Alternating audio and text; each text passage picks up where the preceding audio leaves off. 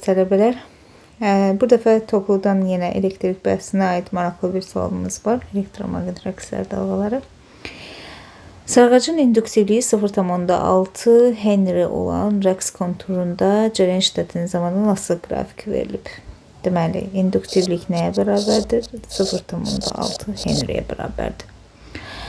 Grafikin K nöqtəsinə uyğun zaman anında kondensatorun elektrik sahəsinin enerjisini tapmaq lazımdır. Yəni, deməli, burada K nöqtəsinə uyğun zaman anında nəyi tapmaq lazımdır? Elektrik sahəsinin enerjisi.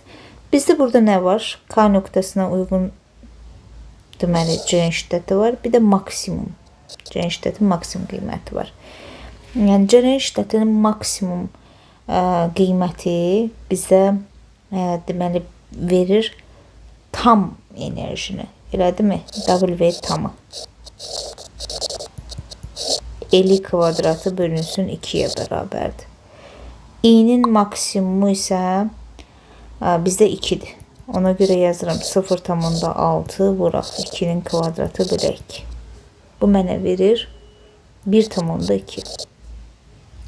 1,2 tam enerjidir.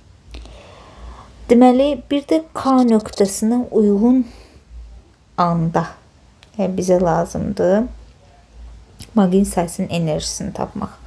W maqnit K nöqtəsinə uyğun. Bu da L, I, K nöqtəsinə uyğun cərəyan şiddətinin kvadratı bölünsün 2. Yəni 0,6 vurulsun K nöqtəsinə uyğun cərəyan şiddətinin qiyməti 1'dir. 1'in kvadratı bölü 2. Bu da mənə verir 0,3 joule. Aha.